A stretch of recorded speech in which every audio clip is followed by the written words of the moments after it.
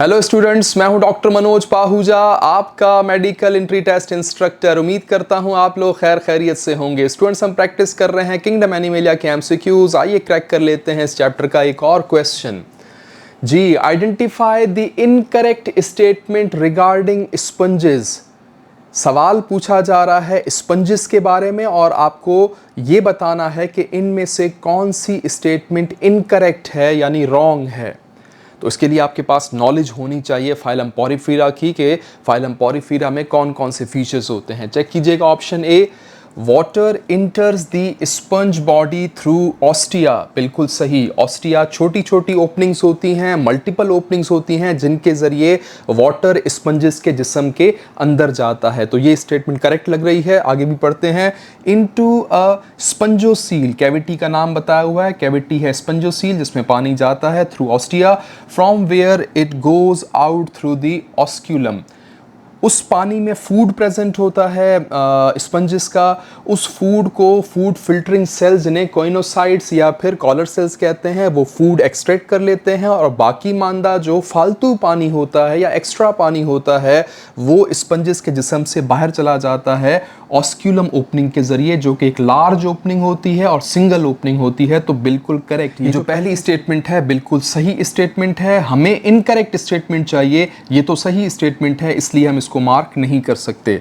Option B देखिएगा, body is supported by a skeleton made up of spicules और spongin fibres. बिल्कुल सही। जो स्पंजेस का स्केलेटन होता है उसमें बोन्स नहीं होती। इतना कोई एडवांस्ड फाइलम नहीं है कि इसमें कोई हड्डियां प्रेजेंट होंगी या कोई मसल्स प्रेजेंट होंगे, वैसा स्केलेटन नहीं है। इनका जो स्केलेटन होता है बड़ा सादा सा होता है, नीडल लाइक होता है। जो स्केलेटन बनाने वाले स्ट्रक्चर्स हैं उन्हें कहते हैं स्पिक्यूल्स या फिर स्पंजिंग फाइबर्स। तो ये भी करेक्ट स्टेटमेंट है इसलिए आप इसको मार्क नहीं कर सकते। Option C, sexes are not separate. बिल्कुल सही।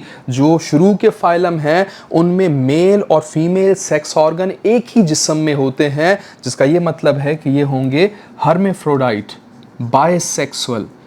मेल और फीमेल सेक्स ऑर्गन्स का एक ही जिस्म में प्रेजेंट होना इनका फीचर है। तो सेक्सेस इनमें सेपरेट नहीं है। ये बात भी बिल्कुल सही है पॉरीफीरा के लिए। तो ये भी करेक्ट स्टेटमेंट है, इसको भी आप मार्क नहीं कर सकते।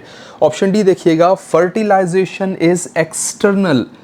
फर्टिलाइजेशन इनके जिस्म के बाहर होती है। नहीं, जब हर्मेफ्रोडाइट नेचर है, मेल और फीमेल सेक्स ऑर्गन एक ही जिस्म में मौजूद हैं, तो मेल सेक्स ऑर्गन्स प्रोड्यूस करेंगे sperm, female sex organ produce करेंगे ओवा। उसी जिस्म के अंदर उनकी यूनियन होगी, इसलिए फर्टिलाइजेशन जो है वो इनमें होती है इंटरनल यानी कि जिस्म के अंदर। ये स्टेटमेंट रॉन्ग है। एक्सटर्नल फर्टिलाइजेशन नहीं होती, इंटरनल फर्टिलाइजेशन होती है। रॉन्ग स्टेटमेंट है।